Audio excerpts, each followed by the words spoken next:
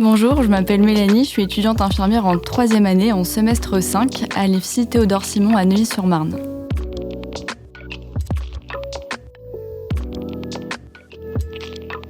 L'étudiant expert, un podcast original de l'IFITS. Un podcast par les étudiants infirmiers, pour les étudiants infirmiers.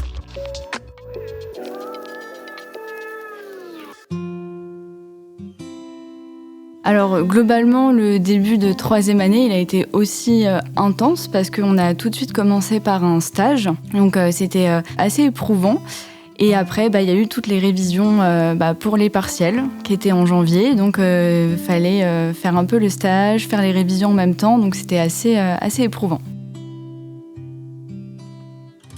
Donc mon stage du semestre 5, j'ai choisi de le faire en oncologie parce que c'est un service qui m'a toujours attirée. J'ai été toujours intriguée par les pathologies qui sont liées au cancer.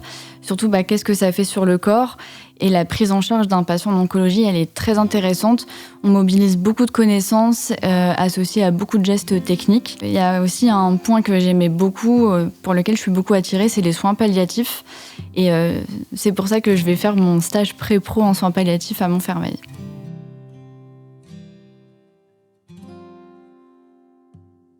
Donc j'ai commencé ma 3e année par un stage en oncologie et j'ai trouvé ça hyper intéressant parce que j'ai appris plein de choses pendant ce stage. Si je dois faire le comparatif par rapport au stage précédent, c'est que les infirmiers qui m'encadrent, étant donné que je suis en 3e année, ils ont plus d'attentes. Donc ils attendent que j'ai plus de connaissances, que je maîtrise bien mes gestes techniques, que j'ai plus de réflexion. Et fatalement, on a une pression un peu supplémentaire parce qu'ils considèrent que dans quelques mois, on sera diplômé. Donc voilà, ça fait une petite pression quand même. L'atout que j'avais, c'était le fait que j'étais aide-soignante avant. Donc fatalement, j'avais cette notion que la communication était importante dans les soins, au moins pour accentuer la relation soignant-soigné et surtout avoir une relation de confiance avec mon patient. Hormis toutes les compétences que mes tuteurs m'ont apportées, je pense que j'ai beaucoup puisé dans mon parcours d'aide-soignante où j'ai été confrontée pas mal de fois à la fin de vie, surtout en réanimation. Donc en fait, je me suis remémoré des expériences où j'ai dû être confrontée à du soin palliatif et ça m'a beaucoup aidée en fait à aussi développer cette posture-là. J'avais vraiment l'aspect technique à améliorer et avec les stages que j'ai pu faire, c'est des choses que j'ai pu peaufiner avec le temps et aujourd'hui je me sens à l'aise entre le soin technique et la communication avec mon patient. Donc j'ai acquis beaucoup plus d'expérience par rapport au stage précédent, donc dans les liens que je fais par rapport aux pathologies, les gestes techniques qui sont beaucoup plus fluides qu'avant. Donc c'est sûr que je vois une amélioration entre ma première année et là le début de 3e année.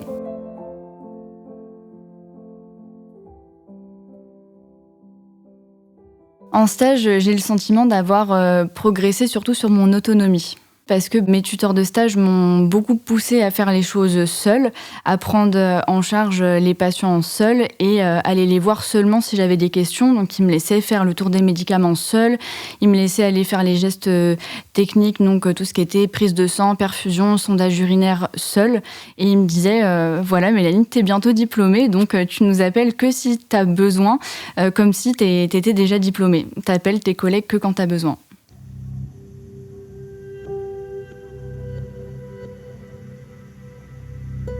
Alors je pense que la pharmaco, ça restera toujours ma bête noire.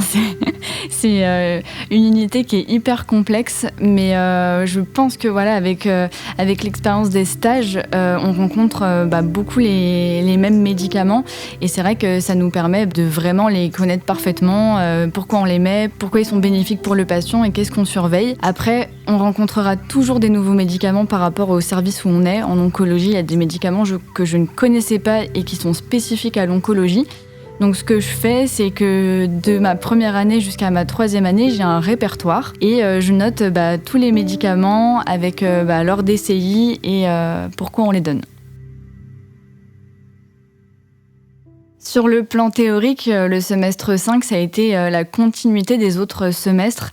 Certes, il y avait beaucoup moins de partiels écrits que les autres semestres, mais c'était quand même assez intense, il y avait beaucoup de cours. Donc ça a été autant épuisant moralement que physiquement. Alors concernant la méthodologie de révision, j'ai gardé exactement la même de la première année jusqu'à là, ma 3e année. C'est des cartes mentales, des révisions de groupe. C'était très important pour moi de garder le même groupe de travail parce que les filles avec qui je travaille, maintenant ça fait 3 ans qu'on se connaît, ça fait 3 ans qu'on sait nos points forts et nos points faibles et je trouve qu'on se complète vraiment. Parfois on se voyait et des fois on s'appelait avec les filles avec qui je révise. Et je pense que c'est ça qui rend nos révisions agréables et fluides. Alors concernant la perception des cours sur la 3e année, c'est sûr qu'on fait beaucoup plus de liens par rapport à la première année parce qu'au final c'est comme un collier de perles, tout s'enfile, on fait des liens, on comprend les surveillances, on comprend les examens qui sont faits par rapport à telle et telle pathologie. Après, je dirais pas qu'ils étaient plus faciles parce que c'est toujours des domaines qui sont nouveaux. Je pense à tous les étudiants qui n'ont pas fait d'oncologie pendant leur année de formation et qui ont dû aborder les cours d'oncologie sur le semestre 5. Moi, ça m'a aidée parce que j'ai fait un stage. Mais pour ceux qui n'ont pas fait de stage, je pense que ça devait être un peu complexe au début pour eux. Donc sur le semestre 5, les partiels écrits, c'était surtout la pharmacologie, il y avait de l'oncologie et de la psychiatrie. Donc c'était la psychiatrie, c'est un domaine qu'on avait déjà étudié en première année. Donc on a refait certains liens par rapport aux cours précédents. La pharmaco, c'était des choses qui étaient nouvelles. Donc on a dû travailler aussi nos cours pour acquérir toutes les connaissances pour les médicaments qu'on a découverts. Et après, sur l'oncologie, c'était des choses qui étaient totalement nouvelles pour certains et pour moi un peu moins vu que j'avais fait mon stage en oncologie.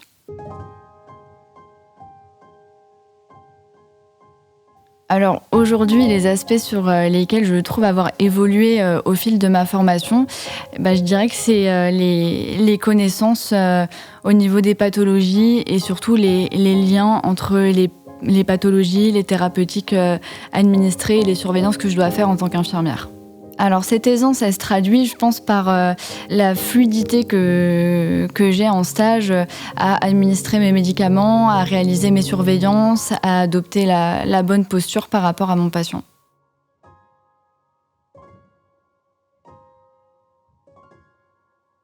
Au semestre 5, je devais restituer ma note de recherche. Donc j'avais déjà un peu l'intitulé depuis l'année dernière quand j'ai fait mon stage en médecine. Donc le thème de ma note de recherche et qui sera le thème de mon mémoire, c'est la confrontation des parties génitales féminines chez les étudiantes infirmières de première année. Je me suis appuyée sur 2 situations. Puis il y en a une qui était en service de médecine où je devais faire un aller-retour chez une femme.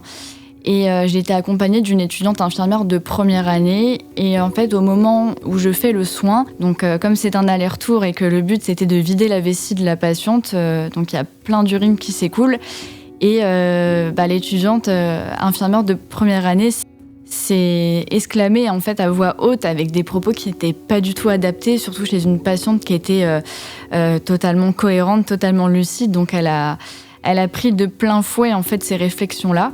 Et en fait, après le soin, on a discuté avec elle, avec ma tutrice, et en fait, elle nous a expliqué qu'elle n'avait jamais été confrontée à la vue d'un vagin, surtout en position gynécologique comme ça pour un sondage, et que ça l'avait un peu perturbée. Et après, la deuxième situation, c'était quand j'étais en consultation gynéco. Je pratiquais les IVG avec une sage-femme et j'ai été accompagnée, pareil, d'une étudiante infirmière de première année. Et en fait, pendant l'IVG, elle se sent pas très bien, donc je lui demande si ça va. Donc elle me demande si elle peut sortir. Donc je lui dis que oui, il n'y avait pas de problème. Parce qu'en gros, j'étais toute seule avec la sage-femme. Les infirmières me laissaient gérer les IVG toute seule avec la sage-femme. Et donc elle sort et après je vais la voir en lui demandant qu'est-ce qui ne va pas, est-ce que c'était l'IVG en tant que tel qui l'avait choquée. Et en fait elle me dit que la pratique de l'IVG ne la choquait pas, mais en fait ce qui l'avait choquée c'était de voir un vagin pareil en position gynécologique. Elle me dit je ne savais pas qu'on était formé comme ça. Et tout de suite, Madame Claire, donc, qui est ma référente mémoire, avait approuvé mon sujet et m'avait vraiment bien accompagnée sur la rédaction de ma note de recherche. Donc ça a été intense parce qu'il y a beaucoup de recherches à faire, ça prend énormément de temps. Donc c'était assez éprouvant, mais j'ai pu la rendre en temps et en heure et maintenant je me consacre à la rédaction complète de mon mémoire.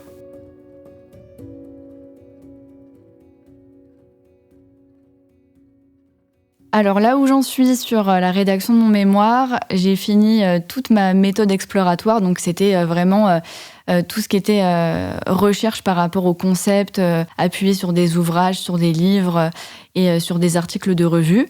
Donc ça, j'ai fini et maintenant j'en suis aux entretiens avec les infirmières. Donc j'ai interrogé 3 infirmières. Et là, je suis dans la rédaction en fait de ces entretiens-là et la comparaison de mes résultats. Temporalité de la rédaction, Madame Claire m'a dit que j'étais bien. Donc je pense que ça va aller. En tout cas, j'essaye de travailler un peu tous les jours sur mes jours de repos. Donc là, je suis en stage. Donc c'est vrai que comme je suis en 12 heures, j'ai plus de jours de repos. Donc j'essaye un peu tous les jours d'avancer. Et ça génère forcément un peu de stress chez moi parce que on sait que c'est un peu le point final de notre formation, donc j'aimerais que ça soit bien fait. Donc c'est pour ça que j'y accorde beaucoup de temps et j'espère que voilà, le résultat sera correct. Donc le dernier stage, le stage pré-pro, je souhaite le faire en soins palliatifs. J'ai déjà eu ma place en soins palliatifs, donc je suis très contente parce que c'est un service dans lequel j'aimerais travailler plus tard. Ça serait l'un de mes souhaits. Après, je ne suis pas décisionnaire de ça parce que je suis financée par mon employeur. Donc, le service dans lequel je serai affectée reste pour moi encore incertain. Alors, le soin palliatif, ça m'a toujours intéressée parce que souvent, quand on fait infirmière, c'est parce qu'on veut soigner les gens. Et j'ai l'impression que parfois, on oublie un peu le côté où malheureusement, il y a des patients qu'on ne peut plus soigner. Mais quel est notre rôle pour ces patients-là ? Et voilà, le rôle de l'infirmière, c'est l'accompagnement, c'est rendre les derniers instants plus confortable et plus tolérable pour les patients et pour leur famille. Et ça, c'est une partie du soin infirmier qui m'attire énormément parce que ces derniers instants, ils sont précieux et je trouve ça touchant qu'en tant qu'infirmière ou aide-soignante, on puisse rendre ces derniers moments beaucoup plus beaux. Je pense que oui, mon expérience d'aide-soignante auparavant m'aide beaucoup sur la gestion des familles. J'ai fait 3 ans et demi de maison de retraite, donc j'ai déjà été confrontée à des familles qui étaient dans la détresse, dans la tristesse d'avoir placé leurs proches en EHPAD. Après, j'ai fait 7 ans de réanimation où là aussi j'étais confrontée à des familles souvent qui perdaient leurs proches. Donc c'était aussi des familles en détresse qui étaient beaucoup dans la souffrance. Donc je pense qu'au fur et à mesure de ces expériences-là, j'ai développé un certain accompagnement qui, je pense, est correct par rapport aux familles qui sont en détresse. Donc je sais que concernant l'actualité, il y a un grand débat qui est fait sur l'aide à mourir.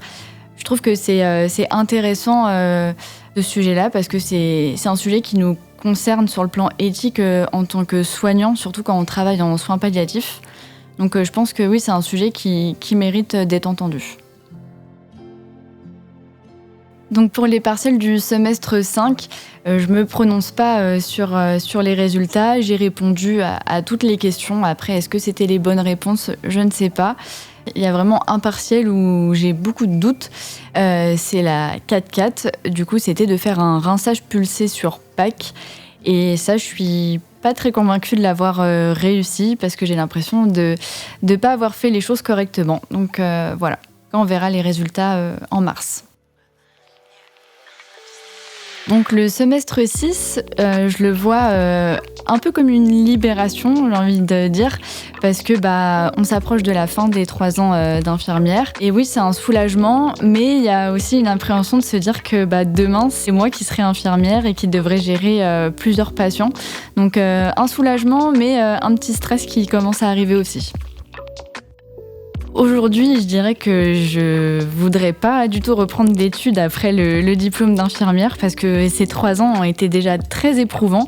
J'ai mis ma vie quand même personnelle un peu entre parenthèses et je sais pas si je suis prête à refaire ce sacrifice-là, en tout cas pour l'instant.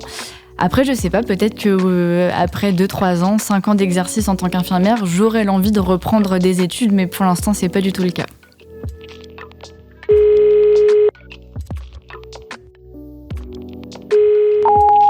Coucou Coucou Arnaud, écoute, je te fais un vocal parce qu'il y a les résultats qui sont tombés pour le semestre 5. Et du coup, je suis très contente parce que j'ai tout validé. Donc voilà, c'est un grand soulagement. C'était les derniers partiels. Donc voilà, je suis très contente.